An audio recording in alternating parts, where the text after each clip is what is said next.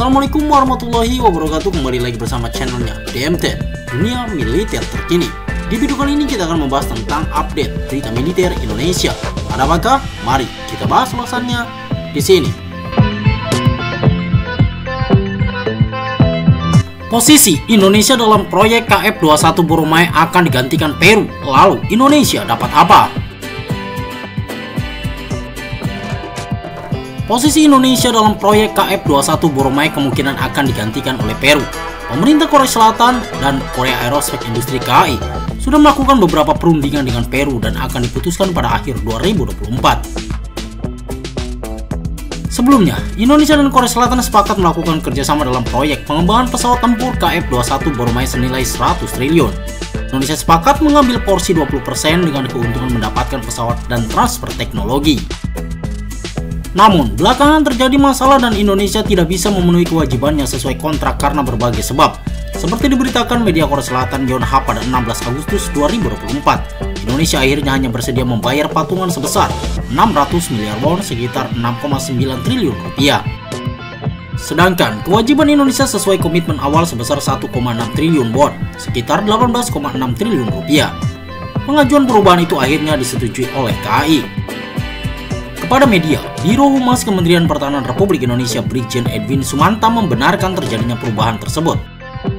Hanya saja, ia tidak dapat menjelaskan konsekuensi berikutnya menyangkut jumlah pesawat yang akan didapatkan Indonesia dan berapa transfer teknologi yang dilakukan.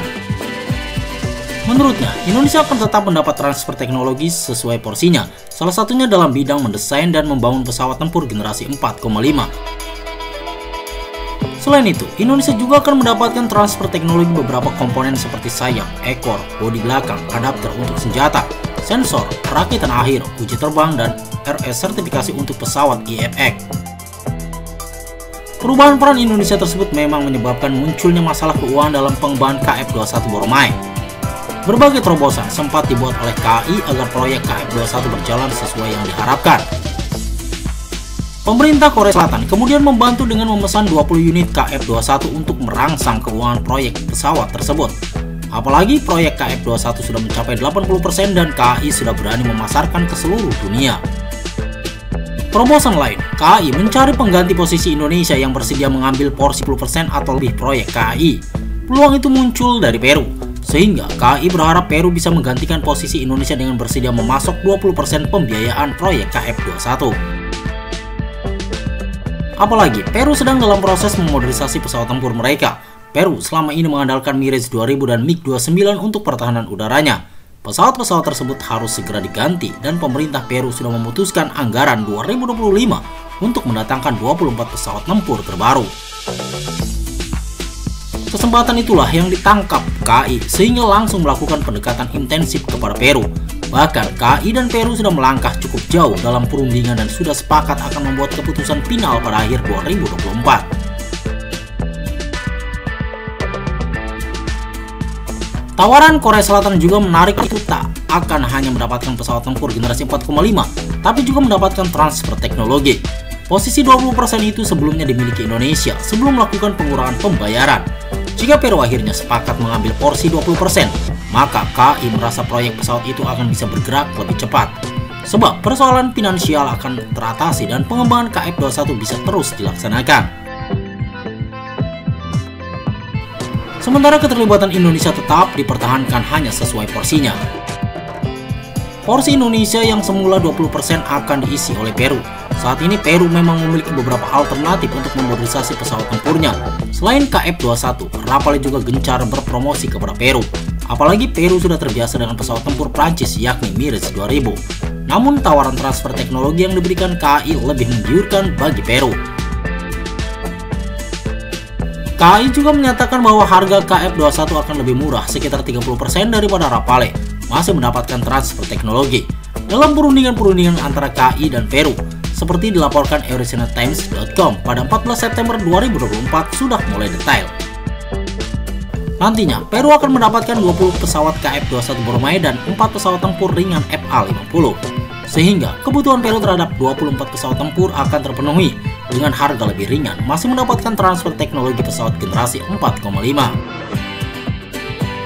Bahkan CEO KAI Kang Goyong menegaskan KF21 lebih unggul daripada Rafale yang hanya generasi 4,5. Dalam wawancara dengan media Korea Selatan, Kang Goyong menandaskan, "Saya menyebut KF21 sebagai pesawat generasi 4,9 yang sangat dekat dengan pesawat generasi kelima dalam hal kemampuan dan performa." KF21 juga lebih unggul dari Rafale dan Aero Victor Typhoon, tambahnya. Itu sebabnya Peru sangat tertarik tawaran KAI dan semakin dekat untuk menandatangani kontrak KF21 Boromai untuk menggantikan Indonesia.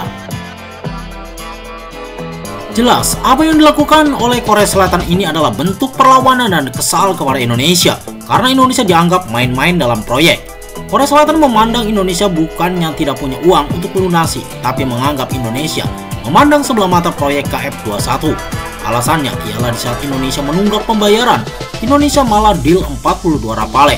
Dan puncak kekesalan Korea Selatan adalah Indonesia melakukan gerakan senyap pada proyek jet tempur generasi kelima Kaan bersama Turki yang ditandai dengan kunjungan Prabowo ke Ankara.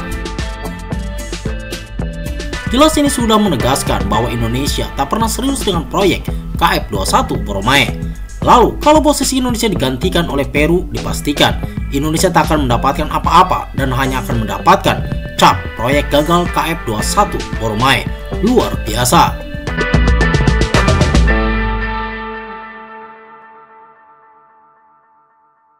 Nah, itulah informasi yang bisa DMT sajikan untuk Anda. Semoga video ini bermanfaat untuk Anda dan jangan lupa tetap like, share, and subscribe terus channelnya DMT Dunia Militer Terkini. Assalamualaikum warahmatullahi wabarakatuh.